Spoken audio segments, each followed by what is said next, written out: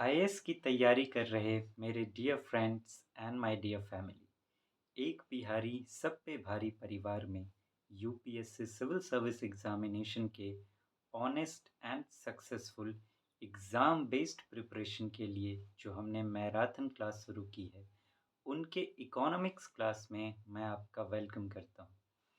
Friends, कल हमने inflation chapter समाप्त कर लिया। पिछली क्लास में इन्फ्लेशन चैप्टर समाप्त हो गया।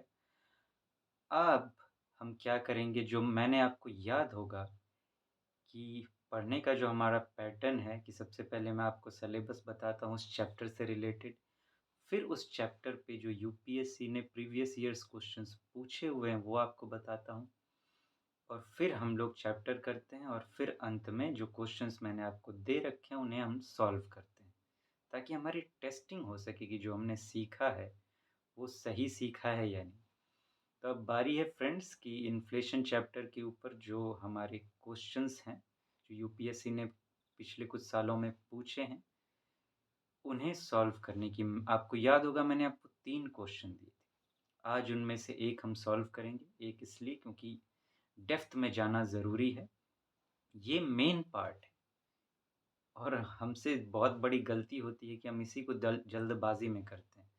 जब भी हम क्वेश्चंस की प्रैक्टिस करते हैं तो हम क्या करते हैं, बस सही गलत पर निशान लगा लिया, और चेक भी करने में बस ये देख लेते हैं कि सही है या गलत है, जबकि ये पढ़ाई से भी ज़्यादा टाइम की मांग करता है।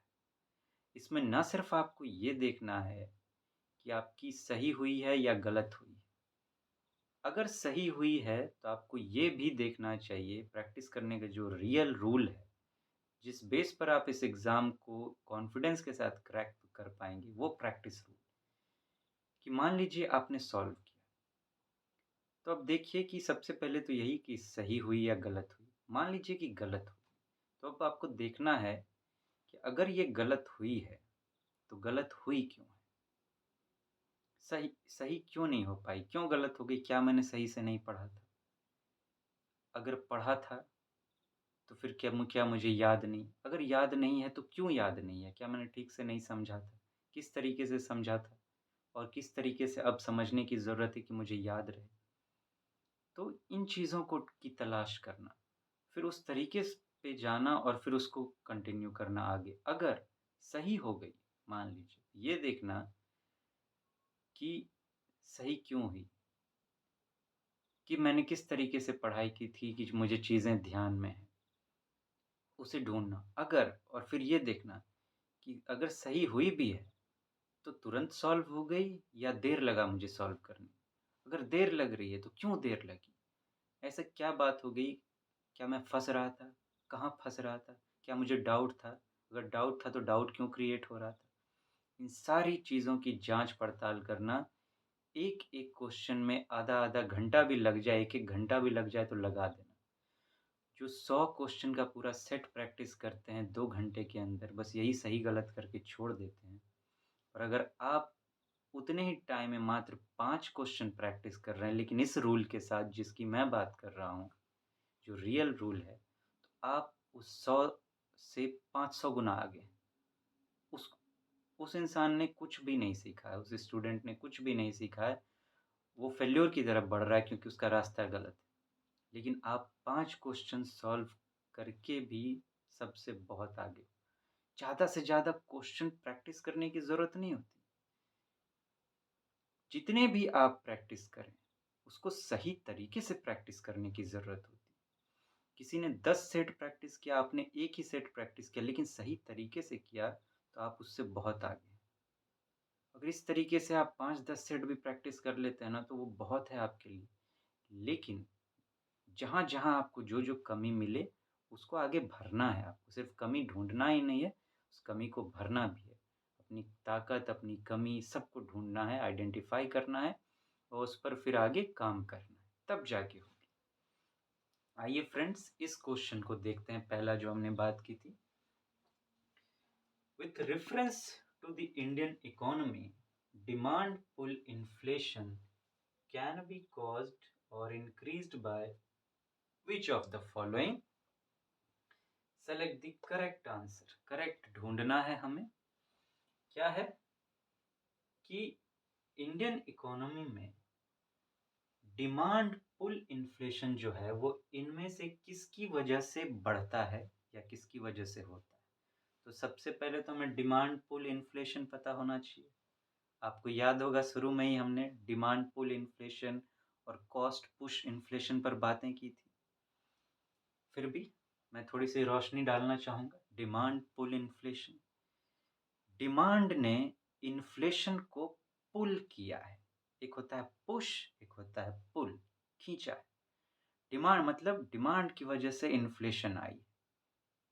तो डिमांड की वजह से इन्फ्लेशन आई है, ये इसमें से कौन-कौन सी चीज़ें बता रही हैं। अब डिमांड की वजह से इन्फ्लेशन कैसे आती है? हम बातें कर रहे हैं, आपको याद होना चाहिए। आप सोचिए कि मार्केट में मान लीजिए कि डिमांड बढ़ गई चीज़ों की, बढ़ गई, तो डिमांड कैसे बढ़ती है? मतलब अगर आप बाज़ार जा रहे हैं, एक नॉर्मल सी डिमांड कर रहे हैं, अब आपकी डिमांड बढ़ गई है, तो डिमांड बढ़ती कैसे है? क्या ऐसा लोगों के पास आ जाता है कि वो चीज़ों की ज़्यादा डिमांड करने लगते हैं? मनी, पैसा, पैसे से ही तो आप चीज़ों की डिमांड करेंगे। तो आपको अब ऑप्शन में ये ढूँढना है कि ऐसे कौन से ऑप्शन हैं जिससे लोगों के पास ज़्यादा पैसा आ जाए। ज़्यादा पैसा आता है तो लोग चीज़ों की ज़्यादा डिमांड करते हैं। लेकिन मार्केट में तो स्टॉक लिमिटेड है। ऐसा तो नहीं है कि सप्लाई अनलिमिटेड होता है, क्योंकि देखिए पैसा तो आप छाप सकते हैं, अलग-अलग जगह से आप ला सकते हैं, लेकिन जो सप्लाई है, रॉ मटेरियल्स तो अनलिमिटेड नहीं है, रिसोर्सेज़ की एक लिमिट होती है। और अचानक से अगर डिमांड बढ़ गई किसी चीज़ की, तो अचानक से सप्लाई तो नहीं हो सकती, क्योंकि प्रोडक्शन करने में वक़्त लगता है, फिर वहाँ से मार्केट तक चीज़ों को पहुँचाने में वक़्त लगता है और मार्केट प्रॉफ़िट पर काम करता है। तो अगर उसके पास सामान लिमिटेड है लेकिन माँगने वाले ज़्यादा हो गए हैं, तो वो क्या करेगा? प्रॉफ़िट कमाने के लिए अपने सामान की कीमतें बढ़ा देगा, इन्फ्लेशन हो जाएगी। तो ऑप्शन में आपको ये देखना है कि किसकी वजह से लोगों के पास ज़्यादा पैसा आ रहा है, तो उससे डिमांड बढ़ेगी और वो इन्फ्लेशन को बढ़ाएगा, पुल करेगा। आइए देखें। एक्सपेंशनरी पॉलिसीज़, एक्सपेंशनरी पॉलिसीज़ क्या होती है? Expansion, expansion. आप जब आरबीआई की मॉनेटरी पॉलिसी पढ़ेंगे, तो उसमें आपको ये सब चीज़ें मिलेंगी। ख़ैर, चलिए अभी हटाते हैं उसकी बात, वो तो जब मनी एंड बैंकिंग में पढ़ेंगे तब।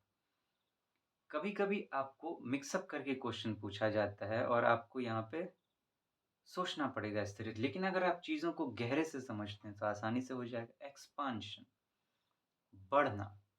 क्वेश्चन किस पर आया है? डिमांड पुल इन्फ्लेशन पर। यूपीएससी का माइंड समझिए, वो जो ऑप्शन देगा वो उसी से रिलेटेड होगा।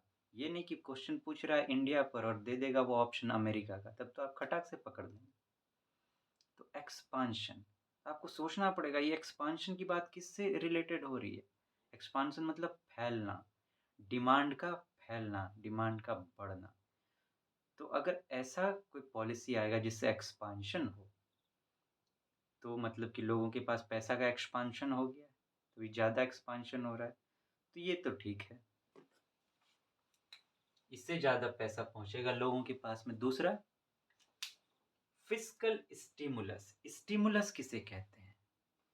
आप बीच-बीच में सुनते होंगे कि सरकार नए-नए पॉलिसीज़ लेके आती है, उससे फिस्कल स्टिमुलस देती है। पैकेज समझिए एक तरीके से कि हम आपको सस्ता लोन देंगे, आसानी से लोगों के पास पैसा पहुँचाना। फिस्कल माने क्या? पैसे से रिलेटेड, उसका स्टिमुलस देना, बढ़ावा देना, लोभ देना, ये सब चीज़ें, मदद देना, आसानी से उपलब्ध कराना, यही सब चीज़ें हैं। तो इससे क्या लगता है आपको, लोगों के पास ज़्यादा पैसा नहीं जाएगा?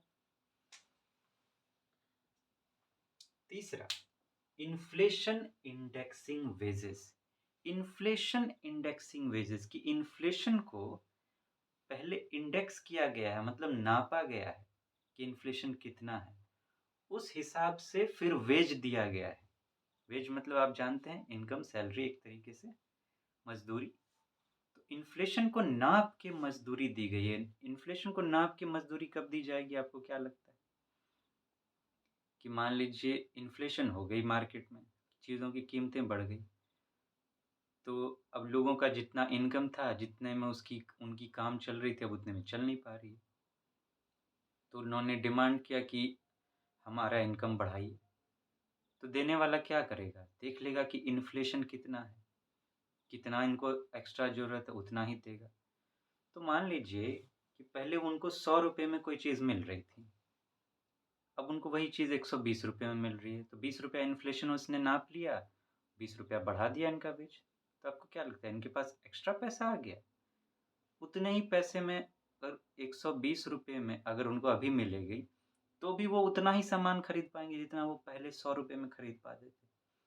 क्योंकि अभी उसकी कीमत 120 बढ़ गई है। तो इससे कोई फ़र्क पड़ा? क्या इससे डिमांड बढ़ा? नहीं बढ़ा ना, जितना था उतना ही खरीद रहे हैं अभी। तो ये नहीं होगा, इससे डिमांड नहीं बढ़ रही है। हायर परचेजिंग पावर, लोगों के पास परचेज़ करना की जो पावर है वो हाई हो गई, बढ़ गई है उनकी खरीदने की क्षमता। मतलब खरीदने की क्षमता क्या? वही डिमांड, तो बढ़ गई ना, तो हो गया। राइज़िंग इंटरेस्ट रेट का बढ़ जाना। अब आप बैंक से लोन लेते होंगे, सोचिए कोई बैंक से लोन लेता हो, तो बैंक उस पर इंटरेस्ट चार्ज करती है, या आप भी किसी से अगर किसी और आदमी से ही लोन लेते हैं, तो हो सकता है वो इंटरेस्ट आपसे चार्ज करे। साहूकार वगैरह मनी लेंडर सब क्या करते हैं, बदमाश लोग किसान लोग को लूटते रहते हैं इंटरेस्ट चार्ज कर करके। तो बैंक इंटरेस्ट चार्ज करती है, बैंक से आप लोन लीजिए तो अगर आपसे मैं पूछूँ कि आप किस पर ज़्यादा लोन लेंगे? अगर वो इंटरेस्ट बहुत चार्ज करेगा, तो आप ज़्यादा लोन लेंगे, या इंटरेस्ट वो कम चार्ज करेगा तो आप ज़्यादा लेंगे? ऑब्वियस सी बात है, जब वो इंटरेस्ट कम चार्ज करेगा तो हम ज़्यादा लोन लेंगे, क्योंकि हमें कम पैसा उसको वापस लौटाना पड़ेगा। इंटरेस्ट कम देना पड़ेगा, ज़्यादा नहीं देना पड़ेगा। तो लोन लेने से क्या होता है? लोगों के पास पैसा आता है। अगर वो इंटरेस्ट रेट बढ़ा देगा, तो लोग कम लोन लेंगे तो कम पैसा लोगों के पास आएगा। जब लोगों के पास कम पैसा आएगा, तो डिमांड कैसे बढ़ेगा? डिमांड तो नहीं बढ़ पाएगा, तो ये भी नहीं होगा। तो हमारा बच क्या गया? 1, 2, 1, 2 एंड 4 ढूँढिए कहाँ है? ये हो गया हमारा आंसर। यहाँ पे मैं एक बात पर फिर से रोशनी डालना चाहूँगा, बताना चाहूँगा कि अब वो ज़माना लद गया कि आपने मान लीजिए कि यहाँ पर आए, आपने इसको मान लीजिए, ये आपको पता है कि ये नहीं होगा, तो 3 जिसमें है उसको आपने छाँट दिया। यहाँ से यहाँ भी 3 है, यहाँ भी 3 है, यहाँ भी 3 है, इन तीनों को आपने छाँट दिया, जो बच गया वो आपका आंसर। ये पावर ऑफ एलिमिनेशन अब काम नहीं करेगा। अब तो आपको इन पाँचों के बारे में पता होना चाहिए, पाँचों के पाँचों पता होना चाहिए। क्यों? क्योंकि अब यूपीएससी ने ऑप्शन की डिज़ाइनिंग चेंज कर दी है। आप लेटेस्ट क्वेश्चन पेपर देखिए प्रीलिम्स के, वो कैसे ऑप्शन देता है। इन्हीं में वो कैसे ऑप्शन देगा? ए है तो वो क्या देगा? ओनली 1, ओनली 2, ओनली 3, ऑल, या फिर नन। तो इस तरीके से वो फ्रेम करता है। आपको क्या लगता है अगर ऐसे ऑप्शन में आप मान लीजिए आपको ये पता है, तो क्या आप छाँट लेंगे आंसर? क्या आप ढूँढ लेंगे आंसर? नहीं ढूँढ पाएँगे ना। आपको सारे के सारे के बारे में पता होना चाहिए। तो बी केयरफुल। आप पावर ऑफ एलिमिनेशन को भूल जाइए। हम लोग स्किल डेवलपमेंट क्लास में कर रहे हैं ना, पावर ऑफ प्रैक्टिकल थिंकिंग। अब आपको उसकी ज़रूरत पड़ेगी। बड़ी ही यूनिक पावर है, मुझे बहुत रिसर्च के बाद उसको ढूँढना पड़ा है, क्योंकि आप जानते हैं कि 2022 में ही यूपीएससी ने झलक दिखा दिया था, 5-7 क्वेश्चंस के साथ में, कि वो क्या चेंज करने वाला है, मैं समझ गया था। और एक ही बार उसने मेजर 5 से सीधा 7 क्वेश्चन से 65 क्वेश्चन, 65 क्वेश्चन वो डायरेक्ट ले आया इस पैटर्न पर। और नेक्स्ट में अब वो और बढ़ाएगा, बढ़ाते ही चला जाएगा, वो इसी पैटर्न पर पूछेगा। अब वो आपको ये छूट नहीं देने वाला है कि आपने पढ़ा है सिर्फ एक के बारे में और आप उसकी मदद से आप इन सबको किनारे कर लोगे, नहीं। वो चाहता है कि आप डेप्थ में पढ़ो, डेप्थ में समझो चीज़ों को, समझदारी के आधार पर सॉल्व करो। तो ये आपको करना पड़ेगा। तो फ्रेंड्स, आज बस इतना ही, फिर मिलते हैं। Take so very good care of yourself. See you soon. Thank you so much. Have a nice day.